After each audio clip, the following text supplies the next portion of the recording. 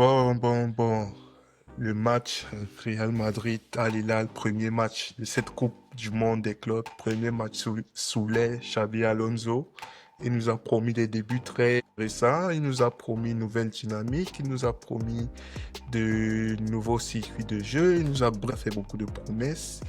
Et en fin de compte, malheureusement ou heureusement, ça dépend de où chacun se place, on se rend compte qu'on est plus ou moins on est plus proche de la dynamique de fin de saison, ou du moins de l'ère Carlo Ancelotti, que de la nouvelle ère Xabi Alonso. Certes, individuellement, il y a quelques figurants du point de vue des nouveaux joueurs, mais dans l'ensemble, le résultat est là. Real Madrid à Hilal, un match plutôt style Real Madrid.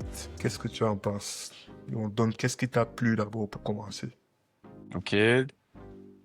Qu'est-ce qui m'a plu? Il n'y a pas beaucoup de choses il y a pas beaucoup de choses qui m'ont plu dans ce match. Mais si vraiment je dois en citer quelques, la deuxième mi-temps m'a plu.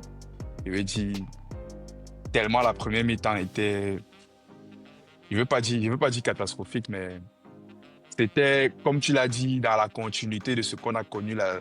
En fait, il n'y avait pas de différence. Real Ancelotti, Real Xabi Alonso. Après, je veux bien que on doit lui laisser un peu plus de temps pour justement créer Bien son sûr, bien collectif et sûr. tout. Et Ce de, n'est que le premier mais, match. force est de constater que, en fait, il y avait tellement peu de choses plaisantes en première mi-temps que la deuxième mi-temps m'a plu parce que déjà, le Real avait un peu plus la main sur le ballon. On a été beaucoup plus dominateur, même si il y a eu des phases de jeu où ils arrivaient toujours Al Hilal arrivait toujours à ressortir avec le ballon. Mais sinon, dans l'ensemble, l'entrée de Gullet, Mhm, mhm. Gullet, une fois de plus, il se fait remarquer dans ce qu'il sait faire de mieux, c'est-à-dire qualité technique avec le ballon. Chose que un milieu composé de Tchouaméni, Bellingham et Valverde, c'est- il faut le dire vraiment, en termes de production de jeu, c'est pas suffisant, tu vois. Donc déjà, son entrée à lui m'a beaucoup plu parce que c'est surtout que Xabi Alonso a parlé de lui comme étant un joueur sur qui vraiment compte pour apporter vraiment de la créativité à ce milieu qui en manque grandement. Donc sa rentrée s'est fait remarquer. Il a un peu épuré le jeu, je trouve.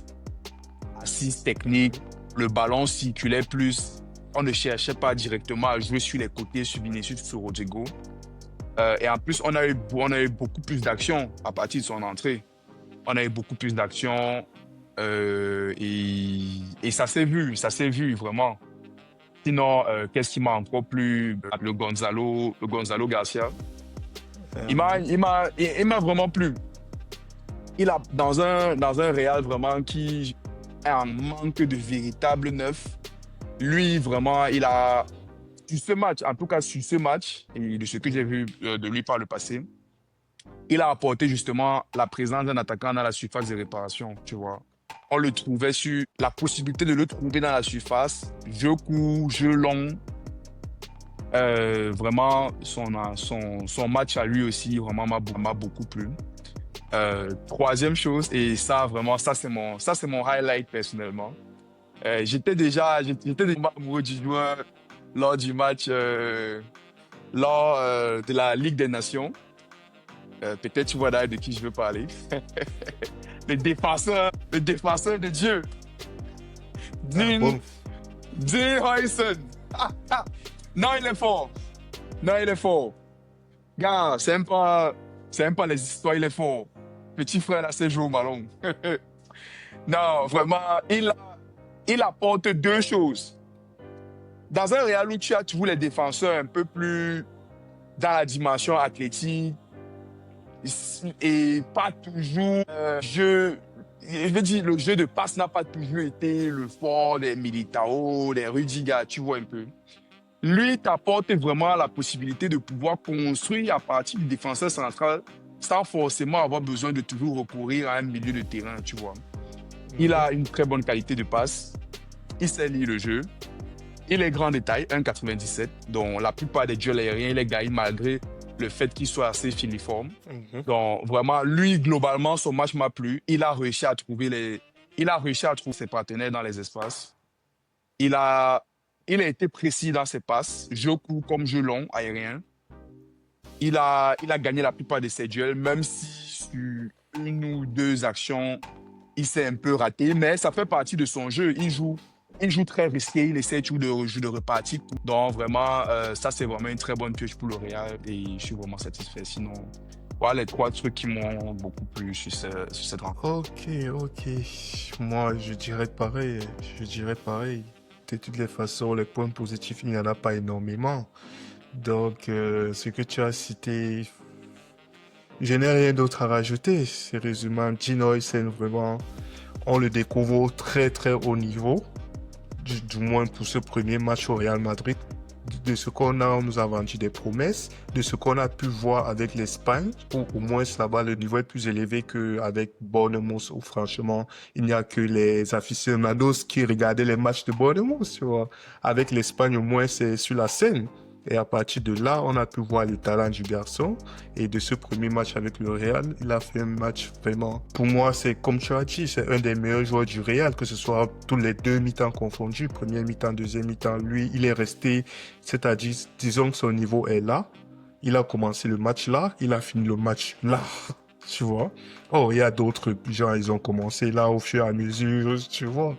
Mais sinon, dans l'ensemble, oui, c'est ça, c'est exactement comme tu as dit. Maintenant, entrons dans les points négatifs, je vais commencer. Les points négatifs, chacun va citer un point négatif à tour de rôle, tu vois. Je vais commencer d'abord par le ressenti global de l'équipe, tu vois. Si je prends la première mi-temps, parce que c'est cette première mi-temps-là qui est, je sais pas, c'est vraiment le summum de ce qu'on a détesté l'année passée, tu vois. À un moment donné, tout supporter du Real Madrid s'est demandé, attends, c'est un nouveau Real Madrid, on nous a promis du pressing, on nous a promis les joueurs qui ne courent pas seront sur le banc, j'ai vu des joueurs marcher, j'ai vu des joueurs qui font le pressing, il S'il est te plaît, non, seul. s'il te plaît, non, s'il te plaît, Non, non, non, s'il non, te plaît, non, non, non. Là, non, je sais de qui tu là, parles, je sais de qui tu parles, s'il te plaît, non. Actuellement, j'ai dit le ressenti, tu vois. Je ne cite pas encore le nom là. Actuellement, mon premier point, c'est le ressenti Ouais. global, tu vois. Avant d'entrer dans les individualités. Donc, le ressenti global, c'est ce truc-là on laisse l'équipe avoir le ballon. Le pressing est quasiment inexistant. On fait toujours ce truc Oui. de bloc bas. On essaie, si jamais on Mhm, peut mhm, intercepter la balle, après on se propulse. mhm, Mais ça mhm. laisse trop de facilité à l'équipe adverse de développer leur jeu. Pour ça, et ça nous Ouais. rappelle nos terribles heures de la saison dernière sous Ancelotti. Donc, déjà, moi, je m'arrête là. Maintenant, vas-y, toi, donne un point négatif. Disons que je vais juste compléter ce que tu as omis pour l'instant de dire, c'est-à-dire, moi, je vais citer les noms. Parce que tu as mentionné justement le pressing. Ça, c'est, ça, c'est un axe de jeu qui nous a été vendu ces dernières semaines. J'ai envie de le dire ainsi, une promesse qui a été faite, que ça va Mhm. courir plus, ça doit faire les efforts, ça doit aller chercher les joueurs adverses.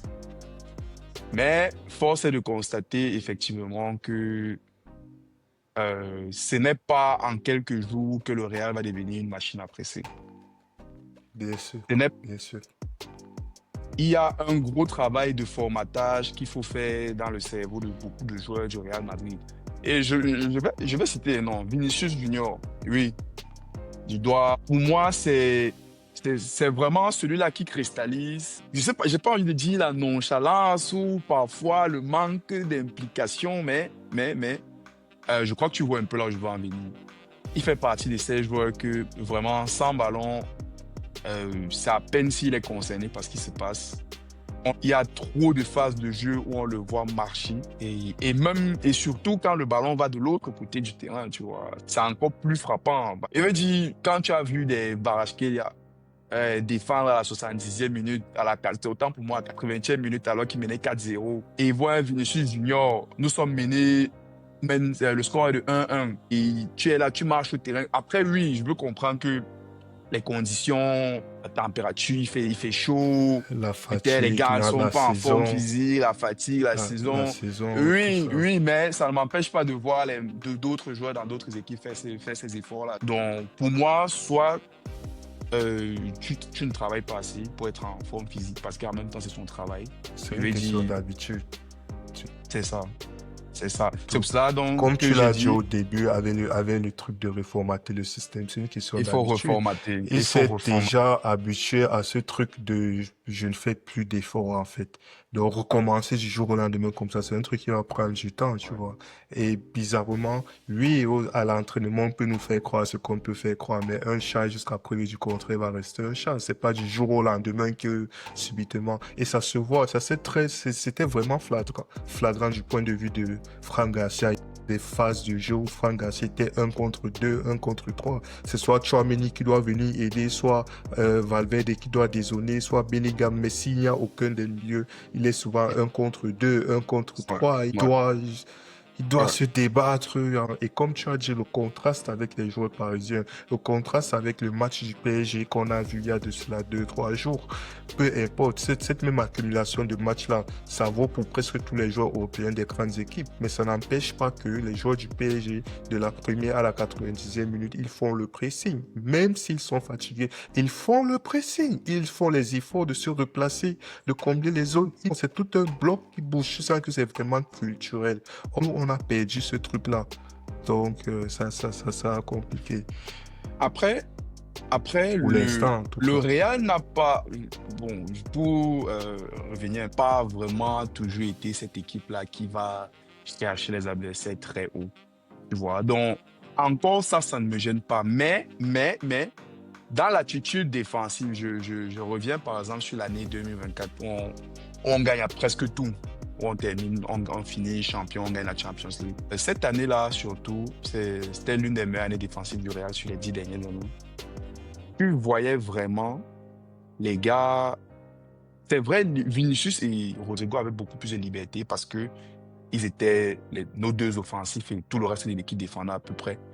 Mais tu les voyais faire les efforts. C'était vraiment ça. Ça courait beaucoup plus que ce que je vois depuis la saison dernière. Donc vraiment, le travail de reformatage, ça va être lourd. C'est énorme, c'est énorme. Oh, bon, mon deuxième point négatif, c'est Asensio. C'est Asensio, c'est Asensio, Asensio. Son erreur est caractéristique de, je ne vais pas dire, il y a ces moments-là. Asensio, oui, ça a été un espoir, oui, on l'a jeté dans le grand bain trop vite. Et oui, il nous a montré la plupart du temps qu'il assume. Mais dernièrement, il a commencé à nous montrer certaines limites. De par ce truc de parfois c'est l'engagement qui est un peu trop, il pas exactement à doser quand est-ce que il faut être agressif, quand est-ce qu'il ne faut pas être agressif.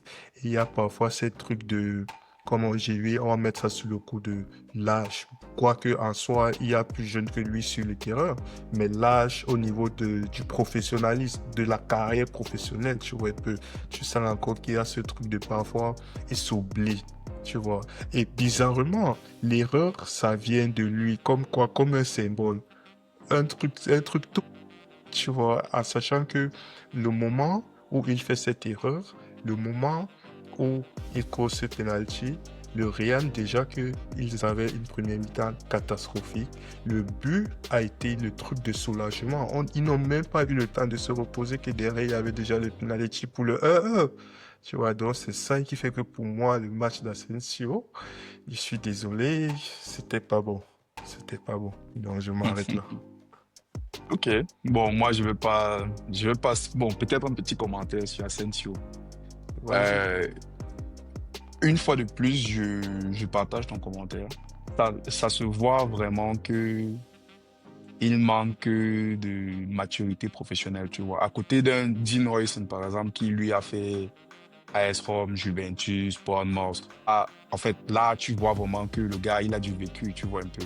Mhm. Même, en fait, même dans ses initiatives, ses prises de risques, tu vois quand même qu'il y a du professionnalisme. C'est même pas, son jeu n'est pas brouillon, c'est maîtrisé, il sait ce qu'il fait, il sait comment il doit le faire et il a encore la qualité pour le faire. Asensio, lui, il a brillé par, en fait, lui, Il a brillé par son intensité défensive. Et si tu te souviens bien, en cours de saison, à partir du moment où son intensité défensive a baissé, on a commencé à remarquer beaucoup de lacunes chez lui. Et bon, ça disait comme quoi il a des problèmes extrasportifs. Sportif. Pour dire que Traversons, oui. jouer sur son état de forme à un moment donné. Mhm. Alors, le fait d'être devenu titulaire, c'est quand tu viens, tu as prouvé, et maintenant tu gagnes ta place du fait des blessures et des aléas et tout. Tu es peut-être un peu plus relax et tu entres dans une zone de confort et peut-être ça qui s'est passé, qui a fait. Moi, je trouve particulièrement son niveau a baissé par rapport à ce qu'on a vu au début. Il a deux choses pour lui. Il a toujours la qualité de passe. Ça se voit. Il est à l'aise. Il est à l'aise balle au pied. Il est à l'aise techniquement. Mais ce qui lui manque vraiment, c'est encore l'intelligence tactique. Comme tu as dit, faire les fautes au bon moment, il faut le faire et gérer vraiment ses niveaux d'intensité. Mais bon, de toute façon. Moi, je vais revenir sur, bon, puisqu'on en est à citer des joueurs, j'allais parler d'Alexander Arnold, mais je vais te laisser celui-là. Je vais revenir sur Fran Garcia. En fait, son match n'a pas été mauvais. Et une fois de plus, vraiment, comme beaucoup le disent, il fait de son mieux avec ses qualités. Tu vois un peu, il fait vraiment de son mieux avec ses qualités. Il est énergique, mais parfois j'ai l'impression que c'est juste ça, qu'il est juste énergique, tu vois. Ce n'est pas un... En fait, son jeu ne me paraît pas maîtrisé. Et je veux dire, quand tu joues surtout sur le côté d'un gars comme Vinicius,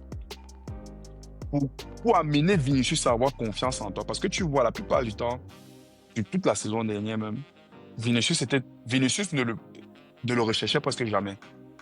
Il fait des dédoublements constamment. Mais Vinicius a toujours tendance à aller chercher un contre un. Et à un moment, je me suis dit, est-ce que Vinicius fait ça parce qu'il n'a pas compris? Parce que bon, il veut aller jouer son un contre un, il se sert du petit comme decoy, comme tu vois.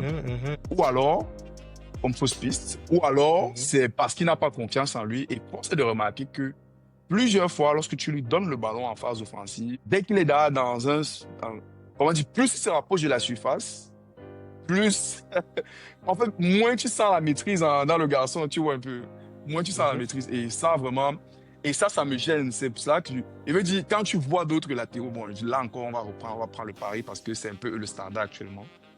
Quand tu vois Nuno Mendes, certes, même chez lui, tout n'est pas maîtrisé. Attention, parce que quand tu le vois jouer, parfois, ça c'est à l'arraché. Et encore, lui, il a ses qualités athlétiques pour le sauver dans certaines situations.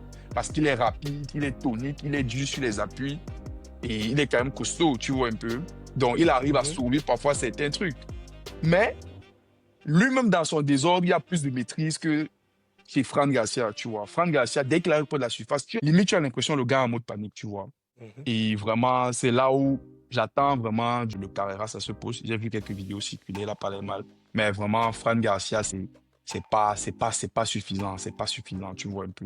J'aime déjà la défense en train de prendre forme. Bien sûr, il faut retirer Asensio. La défense est en train de prendre forme. Et je pense que lorsqu'on aura vraiment un latéral du métier, un professionnel sur le côté, là, on va vraiment voir de belles choses. Mais sinon, le jeune homme, non, ça ne suffit pas. C'est un petit frère qui doit entrer en fin de match ou bien avoir du temps de jeu lorsqu'il faut faire reposer le titulaire. Mais en titulaire, ça va pas aller. Ça nous affaiblit, en fait. Ok. Bon. Je viens maintenant sur... comment il s'appelle? Lucas Vasquez. je vais faire juste 30 secondes sur Lucas Vasquez et je vais enchaîner sur Alexander Arnold. Lucas Vasquez, c'est Lucas Vasquez, le service rendu, merci pour le service rendu. Lucas Vasquez, on sait que ce n'est pas un défenseur de métier, c'est un ailier de formation, c'est un attaquant, tout ce que vous voulez, on le sait. Lucas Vasquez, merci, comme je l'ai dit, merci pour les états de service, mais qu'est-ce que c'est dur? Déjà que Alexander Arnold n'a pas fait un grand match, mais Lucas Vasquez, à peine entré, première action, il m'a directement rappelé l'action qu'il a eue face à Rafinha dans le Classico. Même action, même zone du terrain, même erreur. Il s'est fait violer, mon frère. Même erreur. Ce truc de on t'envoie la balle, il voit l'attaquant venir, il panique. Et du coup, il ne connaît plus où se situe. On chip la balle et j'ai seulement dit non. On sait que de toutes les façons, tu finis ta Coupe du Monde, tu t'en vas, mais ne nous laisse pas quand même sur cette impression, tu vois. Déjà que, voilà. Bon, on revient maintenant sur Alexander Arnold. Alexander Arnold, son match était en demi-teinte. Il n'a pas fait un match exceptionnel, personne ne va le dire. Mais défensivement aussi de l'autre côté, c'était compliqué. C'était très compliqué. J'ai vu des séquences où Alexander Arnold, il nous a rappelé ce pourquoi, ou bien ce pourquoi les gens ont tendance à le descendre, le dénigrer, l'insulter, si je peux dire ça comme ça, sur son apport défensif. Parce que parfois, il défend comme un attaquant. Tu vois, généralement, on dit les attaquants ne savent pas défendre. Et quand je dis attaquant, je dis neuf, par exemple. Mais lui, il y a plusieurs séquences où la manière dont il s'est fait prendre, on dirait moi, qui suis au terrain face à des pros. Alors j'ai dit, frère, je fais un effort. Je crois, il y a une contre-attaque. C'était Franck Garcia qui est revenu. Une contre-attaque de Al Hilal, tu vois. Je sais pas si c'était sur un corner, un coup de pied arrêté, un long ballon, tu vois. L'attaquant de Al Hilal parle, je crois, c'est Franck Garcia qui est en train de le pousser, tu vois. Alexander Arnold est en train de revenir. Tu te dis que, ok, il vient porter assistance à Franck Garcia. Après, tu vois, il s'arrête comme s'il n'était pas concédé. Et l'attaquant a bousculé, comment il s'appelle, Franck Garcia, et il a continué. Alors qu'à un moment donné, Alexander Arnold, il pouvait intervenir. Il était au niveau de l'action, mais tu sais pas, à un moment, il a seulement laissé. Tu vois un peu le genre? Ce sont ces trucs-là qu'il me faut dire, frère. J'ai dû faire un effort. Fais juste un effort tu vois? Et, comment dire, offensivement, franchement, je vais dire, ok, il vient d'arriver dans l'équipe. Je suppose qu'il est encore en rodage. Il est encore en train de regarder comment les gens autour de lui jouent, tu vois, parce qu'il n'a pas tenté trop de trucs. Par séquence, là, peut-être, je crois, une fois, il a tenté une passe en profondeur à Rodrigo, une autre fois. Mais tu sens vraiment qu'il est dans la retenue, il est encore dans l'observation. C'est pour ça que je dis, son match est vraiment mitigé. En soi, il n'a pas fait un mauvais match, mais il n'a pas fait un bon match non plus. Il est neutre, en fait. Donc, pour Alexander Arnold, moi, je suis plutôt en mode, il n'y a pas de souci, on t'attend au prochain match pour voir. Tu vois, c'est beaucoup plus ça, à mon avis. Ok, j'attends parce que concrètement, tu me demandes, ok, qu'est-ce que tu as retenu de Trent Alexander-Arnold dans ce match? Je vais te dire franchement, pas grand-chose. Pas grand-chose, que ce soit bon ou mauvais, pas grand-chose. J'attends le prochain match pour voir. Tu vois encore? Donc, pour moi, en tout cas, c'est ça. Vas-y, si tu as un truc à ajouter. Oui, oui, j'ai un truc à ajouter. Et je vais te surprendre, mais c'est même pas négatif. Parce Vas-y, vas-y. que euh, qu'il ait des problèmes défensifs, qu'il puisse être mis en difficulté, ça, c'est pas nouveau, ça, on le sait. Ouais. En fait, il a besoin de jouer dans une équipe qui a le ballon. C'est là où il brille le plus. Et c'est comme ça qu'on va le faire briller le plus, tu vois. C'est là où il va nous apprendre à vraiment voir son plus. Et j'ai pu voir par séquence des phases de jeu qui m'ont fait, qui m'ont donné le sourire, tu vois, sur potentiellement ce que le Real peut devenir, tu vois.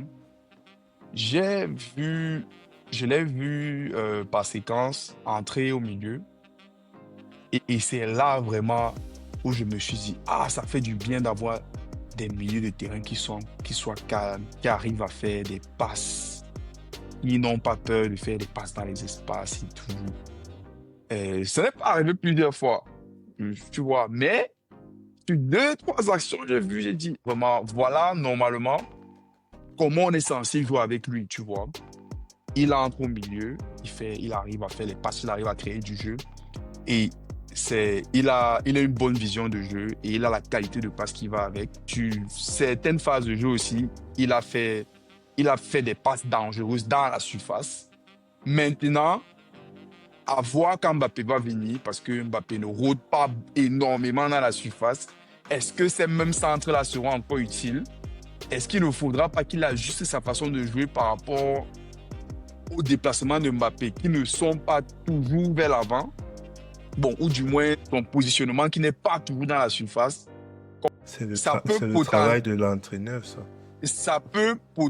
en fait, Mbappé, indépendamment de comment il va entrevoir, ou du moins comment il va aborder le travail d'attaquant cette saison, va impacter sur la productivité d'Alexander Arnold. Plus il sera dans la surface, plus Alexander Arnold va briller. Il veut dire, du moins, plus il fera des appels vers la surface, plus Alexander Arnold va briller. Moins il le fera, moins il mettra Alexander Arnold en lumière. Donc vraiment, c'est plus par rapport au futur, je laisse vraiment la question ouverte. Comme tu as dit, on attend de voir lorsque toute l'équipe sera au complète. Et voilà. Mais sinon, bon, moi, ma grosse critique est vraiment... Et une fois de plus, tu vas me dire, je parle encore de Paris. Oui, je parle de Paris parce que c'est dès les 10-15 premières minutes du match, j'ai failli pleurer parce que c'est ça qui m'a fait dire, ah ouais, je vois vraiment le problème que cette équipe a. C'est le milieu de terrain. Tu as vu, premièrement, qu'est-ce qui se passait dès les 10-15 premières minutes? Le Real avait toujours tendance à jouer sur les côtés. Et on ne dit pas je suis les côtés, genre on construit et puis on va chercher Vinicius sur le côté. Donc on crée une situation de 1 contre 1 pour lui. Et maintenant, là, il peut faire vraiment des différences. Tu vois, non, c'est que on sort comme on peut, on botte le ballon, on jette le ballon sur son côté. Et il doit maintenant aller affronter 2-3 joueurs qui sont déjà placés, qui l'attendent en fait, tu vois. Tu voyais vraiment, c'était dur. Tchouaméni ne peut pas... En fait, il a d'autres qualités, mais Tchouaméni ne peut pas te conserver. Il n'a pas la qualité technique suffisante pour te maîtriser un ballon au milieu de terrain. Valverde, il brille aussi dans d'autres aspects. Lui non plus, il n'a pas la capacité de te conserver. En fait, ce n'est pas des gars qui peuvent te soulager. Genre, tu lui donnes le ballon, tu essaies maintenant de faire des appels parce que tu sais que de un, d'abord, il ne va pas la perdre. De deux, si tu fais le bon déplacement, il va bien te la mettre.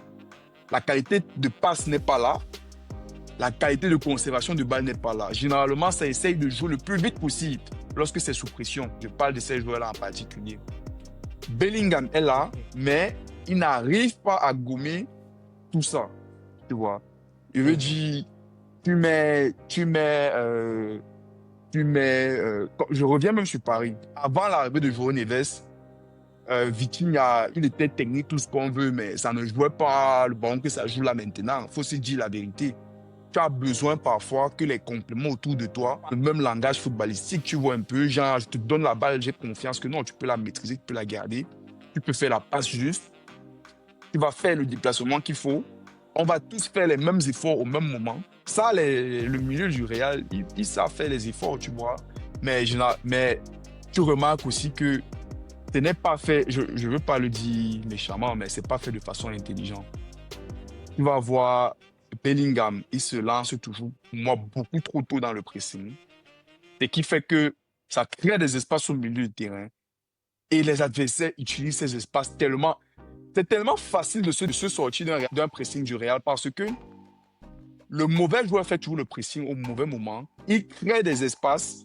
Les autres joueurs essayent de compenser le déplacement de ce joueur ou bien le fait qu'un Vinicius ne court pas pour partir fermer son côté. Et ce travail de compensation, soit il est fait trop lentement, soit il l'est fait, mais ça crée encore d'autres... En fait, c'est comme un bateau qui est en train de couler. Tu fermes un trou, un autre se crée un peu plus loin, tu vois un peu. Donc vraiment, le milieu du Real, on peut pas aller cette saison avec un milieu Tchouaméni, Valverde, non. Vraiment, la solution, pour moi, était comme il a dit, Arda Güler, tu as besoin d'un milieu créatif au milieu. Vraiment, pour moi, on aurait eu besoin vraiment d'un joueur encore type João Neves. Un petit détail, oui, il faut des petits détails, oui. C'est beaucoup plus mobile. Qui va courir. Vas-y. On aurait dû prendre Reinders. On aurait dû prendre Reinders. Pour moi, depuis le Milan, quand j'ai entendu son nom qu'il est sur le marché, j'étais en mode, je savais que Florentino Pérez, bizarrement, lui, il a d'autres priorités. 100 Mais millions, frère. Reinders, C'est 100 millions. Il a coûté combien? Non, non, Reinders, c'est quoi? C'est 45 millions, 40 millions.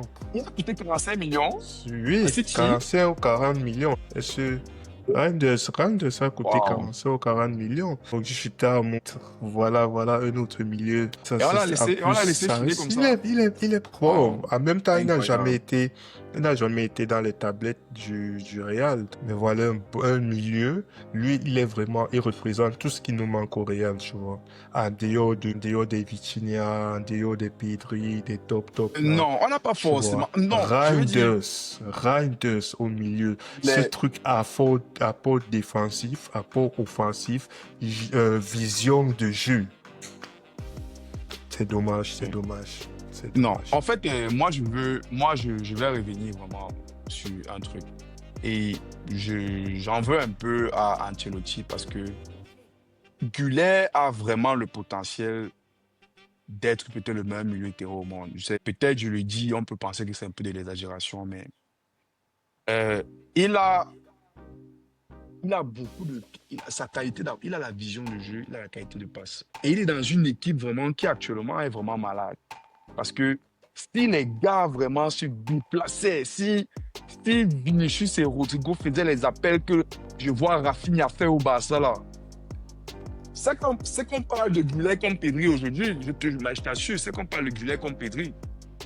Parce que le petit frère, dès que tu fais l'appel, son pied est dans la partie, il t'a donné le ballon. Et ça arrive. Il a la qualité de frappe. Il est beaucoup plus dangereux offensivement que Pedri. Je veux dire, en tout cas, dans sa dangerosité, sa capacité à pouvoir mettre des buts, tu vois un peu. Lui, s'il est placé, son pied peut faire vraiment très, très mal.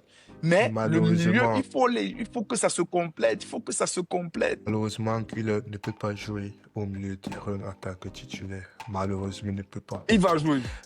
Il Il ne va peut jouer. pas. Tu sais pourquoi il Il ne va... peut pas? Tu sais pourquoi il ne peut pas? En termes défensifs, Pamini, Valverde, Bellingham. Si on veut encore, dans une autre mesure, on peut ajouter Kamavinga dans une autre mesure, quand il est vraiment en forme, tu vois.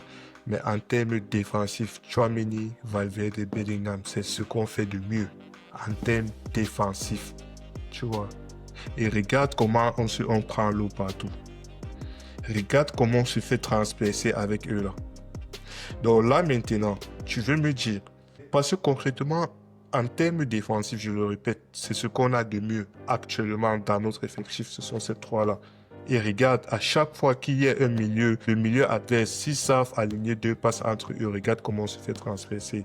Maintenant là, tu veux me dire que tu vas enlever un des trois là, à savoir probablement soit Tchouaméni, soit Valverde, et tu vas ajouter, comment il s'appelle, Arda Güler. Je Défensivement, m'explique. il est frêle. Physiquement, il est frêle. Je m'explique. Je vais te donner une jurisprudence. Et oui, on va un peu faire le droit. Vas-y, vas-y. Pourtant, Pedri, c'est un gros défenseur. Le Barça prend l'eau, non? Bien. Le but ici, là, n'est pas... Non. Le Barça ne prend pas l'eau au milieu des terrains. Le Barça, je répète, le Barça, deux équipes, le Barça, le PSG. Pourquoi j'ai commencé avec les trois du Real? Regarde, les trois du Real, j'ai commencé avec le truc de, ce sont nos meilleurs défenseurs, pour te faire comprendre que dans notre effectif actuel, tu vois, ce sont nos meilleurs milieux défensifs et on prend l'eau. Tu vois, les joueurs comme Pedri, les joueurs comme Arda Güler, tu vois, non, ils s'expriment dans un milieu de terrain dominant. Le milieu de terrain du FC Barcelone est un milieu de terrain dominant. Le milieu de terrain du PSG est un milieu de terrain dominant. Le milieu de terrain du Real Madrid n'est pas un milieu de terrain dominant. Tu vois, exactement pour tout ce que tu viens de citer. Tu n'as pas des joueurs qui, lorsque l'adversaire les voit, ils sont en mode on va s'imposer face à eux, ou bien non, on a peur qu'ils s'imposent face à eux. Non, non, non, non et non. On n'a pas un milieu dominant. On va dire ça fait Non. partie de notre style global de contre-attaque, si vous voulez. Ok, mais ceci entraîne cela. Je pense que même si on a un milieu de terrain dominant, notre style de contre-attaque sera encore meilleur. Mais le fait qu'on n'a même pas ça, en sachant qu'actuellement, les joueurs qui jouent là actuellement, ce sont nos meilleurs éléments. Et on se prend l'eau. Regarde, tu peux mettre Al Hilal, comme tu peux mettre le SC Barcelone, comme tu peux mettre le dernier des Non, Ligas. non. On se prend les mêmes, Non, même au non. milieu du terrain. Le milieu On que se tu fait dis- transpercer à chaque Non. seconde. Non. Individuellement, ce sont de bons défenseurs. Collectivement, ce ne sont pas de bons défenseurs. Et je te l'ai dit, je t'ai dit pourquoi. Parce que, tu vois, on peut revoir le match, tu vois un peu. Bellingham sort très vite de ce milieu défensif dont tu parles là pour aller faire le pressing devant, à la place du 9 parfois. C'est qui crée des espaces. Valverde et Tchouaméni maintenant doivent combler. Ils n'ont jamais l'occasion d'être en un contre un. Parce que le ballon les traverse toujours. Ils auront beau être bons. Moi, je C'est pars du quoi? principe que, moi, je pars du principe que, défensivement, avec nos meilleurs éléments, on prend l'eau. Et tout joue bien. C'est quoi le but d'un milieu de terrain? Non, attends un peu, écoute un peu, vois un peu d'où je viens. Comme tu l'as dit, défensivement, avec nos meilleurs éléments au milieu, on prend l'eau. Qu'est-ce qu'il faut faire? On insiste sur quelque chose qui prend l'eau, ou alors on décide, OK, vu que défensivement, on n'y arrive pas, ne faudrait-il pas au moins que quand on ait le ballon, on puisse aussi marquer, qu'on puisse aussi être dangereux, qu'on ait au moins des éléments au milieu de terrain qui peuvent nous assurer une ou deux passes dangereuses qui peuvent justement mener à des buts. Plus tu as le ballon, moins tu défends. Ça, c'est d'abord une chose. En intégrant Buller au milieu qui joue à côté avec les autres, on a beaucoup plus de ballons. Et ça s'est vu en deuxième mi-temps. C'est la raison. Tu mets un milieu créatif, subitement, ça joue un peu plus au ballon. Ce n'est pas Paris, ce n'est pas le Barça, parce qu'effectivement, tu as encore trop d'éléments qui techniquement ne sont pas bons. Mais globalement, ça va changer. Un Carreras va venir, tu vois. J'attends encore de voir, mais je pense qu'il y aura plus de maîtrise technique. À côté de Royston, je ne sais pas qui va revenir, si c'est Militao ou bien... Mais ça fait plus de maîtrise technique. Les ballons ressortent plus facilement de la défense pour arriver à Tchouaméni, autant pour moi, soit à Güler, soit à Bellingham, qui peuvent créer, jouer en combinaison. Mbappé, bon balle au pied. Rodrigo, Vinicius sont tous bons. Mais quand tu as un milieu de terrain qui n'arrive même pas à les trouver, non seulement ils sont trop lents pour prendre des décisions, mais lorsqu'ils essayent, ils n'ont pas, j'ai envie de dire, ils n'ont pas les couronnes pour faire les passes. Regarde les passes que Dino s'en a fait, les passes destructrices de lignes, les passes qui cassent les lignes. Ce sont les milieux de terrain qui n'arrivent pas à le faire. Donc, est-ce qu'il faut continuer à prendre l'eau avec eux ou alors on décide de mettre un milieu offensif, quitte à avoir des trous par séquence, mais on sait au moins que la plupart du temps, on aura le ballon. Et avec les attaquants qu'on a, un milieu de cette qualité, avec cette qualité de passe-là, tu l'installes titulaire et te dis qu'au fin de la saison, il peut terminer meilleur passeur de la Liga. Avec les attaquants qu'on a là, il va vraiment... Parce que le football, c'est la confiance. Le petit frère, il vient par séquence, il arrive à faire des choses vraiment pour moi magnifiques. Encore avec le peu de temps de jeu qu'on lui donne. Imagine si on l'installe titulaire. Car tu vas voir que le problème défensif là, on pourra comment dire, un peu comme au basket, on pourra le cacher. Bon, c'est vrai qu'on ne cache pas totalement au foot, mais tu vois un peu ce que je veux dire. En tout cas, on attend les prochains matchs pour voir l'évolution. Non, on attend. Ah ouais, ce n'est que le début, ce n'est que le premier match. On n'a pas pu avoir les Reinders, tu vois un peu, non. On n'a pas pu avoir un Le Reinders. mercato vient tout juste de s'ouvrir. De toutes les façons, Tu vas aller chercher Pérez nous a promis un milieu de terrain apparemment. Zubimendi. Quel Zubimendi? Lui, il ne part plus à Arsenal. Non, il a Zubimendi. Il part à Arsenal, il a mis en pause. Il a mis Arsenal en pause, après il a réactivé Arsenal, donc c'est fini. Bon, pour dire, en fait, quand tu disais, il y a des milieux qu'on nous promet, je veux bien qu'il y a des milieux qui arrivent, mais qui a la qualité pour s'installer au milieu là? Le mercato, parce que franchement... Mais pourquoi tu marques une pause? Je voulais dire, c'était le joueur parfait pour un milieu de terrain en manque de créativité. Comme tu dis, un joueur prêt, un joueur qui a été battle tested, si tu veux, qui a gagné un championnat avec une équipe qui n'était pas forcément attendue, qui a été même face à, tu te rappelles, Allemagne-France. C'était Allemagne-Espagne ou Allemagne-France? Les C'était quoi? deux. C'était quel match? Les deux. Les deux. Oui. C'est le Allemagne, seul joueur, c'est le Allemagne, seul France, joueur. Allemagne, Espagne, les deux. Non, je crois non, c'est Allemagne-Espagne. C'était le seul joueur qui réussissait un peu par séquence à exister, qui essayait de provoquer. En fait, c'est un joueur qui est là, qui est toujours dans la création, qui cherche à créer des choses. Et il est précis, il a la qualité. Bon, on n'a pas pu l'avoir parce qu'apparemment, ça coûte cher. Ça- Pour le coup. Autant utiliser Ouais, un joueur pour chez nous qui a la possibilité d'être ce genre de joueur. Il ne faut pas toujours aller chercher loin. C'est là, à la maison. Voilà Gonzalo Garcia. On cherchait à recruter un neuf type Rossellou. Oui, oui, j'entends bien. C'est pas mal.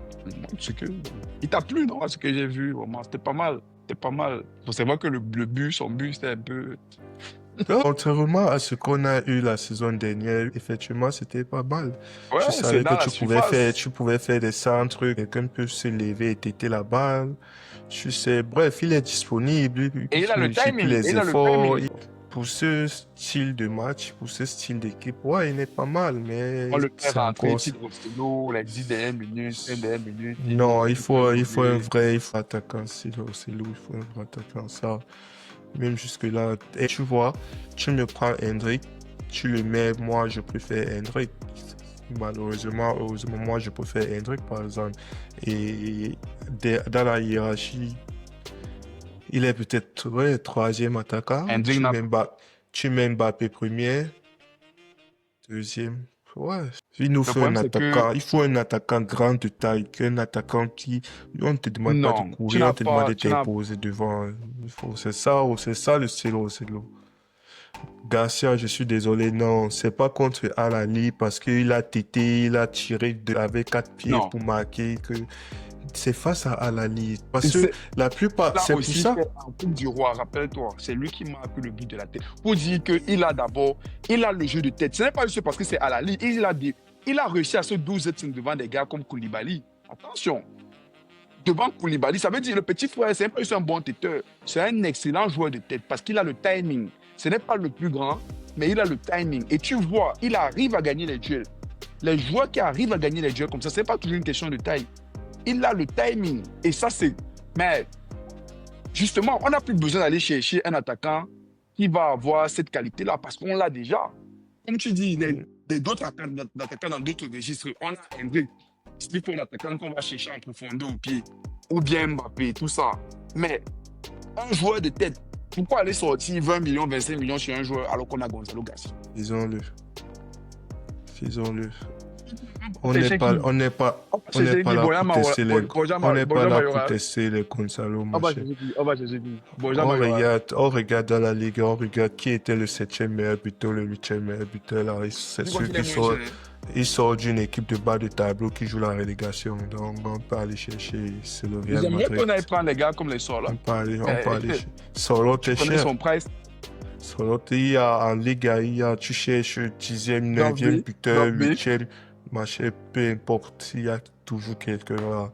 Il sait déjà, il a ses 15, 20 Non. minutes. Là, il y faut a reconnaître une quelqu'un. chose. Le Real, c'est même pas le Barça. Le Barça, je vois les gars se battre pour y aller. J'entends Luis Diaz au Barça. J'entends l'ancien joueur là, le Croate là, comment il s'appelle encore? Perisic, le Barça.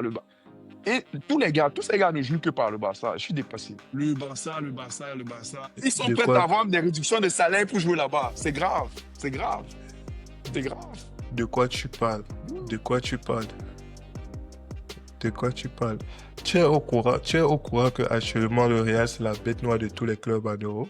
Actuellement, un joueur en Europe, dès qu'il veut négocier son contrat, il dit seulement que le Real est intéressé par moi. Le club dans lequel il est va multiplier le salaire fois 2. Voilà Konaté même, qui est depuis, on attend qu'il renouvelle le contrat. Dès qu'on a dit que il a 1 an de son contrat, ils ont entendu que dès qu'un joueur est proche d'être libre, dès qu'il entend, ça a montré, l'historique a montré. Et maintenant, tu as des joueurs comme les Zubimendi qui mettent leur contrat en pause. C'est sûr qu'il était déjà dans les bureaux d'Arsenal, il était en train de vouloir franchir la porte. Il a dit qui est Real, il a d'abord fermé, il est remonté dans sa voiture qui attendait d'abord. Donc, tu vois, pour ce truc-là, c'est le Real. On peut dire ce qu'on veut, mais donc, non, en tout cas, La saison, comme on dit, on voit d'abord comment cette Coupe du Monde des clubs va se développer. On voit jusqu'où on va arriver. Et à la fin de ça, on pourra tirer une telle mini conclusion. On pourra tirer quels sont les points positifs, quels sont les points négatifs, quels sont les points à améliorer. Ce truc-là, c'est vraiment un tournoi test pour Alonso pour essayer de voir l'effectif qu'il a pour des joueurs en présence. Parce que on a oublié de noter qu'on a jusqu'à 8 absents. Et 8 absents parmi nos titulaires que tu comptes des Alaba, Militao, comme il s'appelle, Benji, Hendrick, Mbappé devant, les Ceballos. Bref, ce sont nos joueurs qui sont dans la rotation vraiment. Donc, malgré tout ça, malgré ces 8 joueurs en moins, donc, il va essayer de voir ce qu'il Hmm. peut tirer de ceux qui sont là. Bon, tiens quand même à ajouter encore un truc sur les débuts mitigés Tiens, justement d'Alonso. Euh, Vraiment, pour chuter, quand tu vois la première mi-temps du Real, quand tu vois justement le problème, j'ai pas envie de dire problème mental que c'était un joueur, oh, mais le fait qu'il faut vraiment changer les mentalités, si le Real si se met à faire du pressing dans 4 5 mois, non, non, Xabi Alonso, c'est le meilleur entraîneur au monde. Vraiment. Si les gars là se mettent à faire un pressing et à être dominants, si le milieu de terrain que je vois là arrive à poser le ballon comme le Paris Saint-Germain, non, il aura réussi sa carrière d'entraîneur. Vraiment, s'il y a un ballon d'or pour les entraîneurs de lui. c'est pour dire à quel point on sort de loin. Oui, oui, oui, vraiment. Bref, sur ce, on s'arrête là pour aujourd'hui. Le prochain match, c'est quand en fait? Il parlait de quoi? 6 jours, 8 jours. Oh, 8 jours, c'est quasiment une semaine, hein. J'ai suivi ça tout à l'heure pour le match de City. On dit que c'est le prochain match, c'est dans 8 jours. Après, les gars sont, il y en a qui sont à Miami, d'autres à Los Angeles. Je veux dire, il y a pire comme endroit pour. J'ai entendu, j'ai suivi une interview de Donnarumma là tout à l'heure. Il disait que non, on leur donne même des jours de pause, tu vois, que allez vous Ouais. amuser. Donc, pas d'entraînement, tu vois, relax. Pas ça avec les amis. C'est le 22. Le 22. 22 à 21h. Dans 3 En jours. 3 jours. Ouais, dans 3 jours. Bon, Ok. en tout cas, ok. C'était un bon débrief. À la prochaine, chef.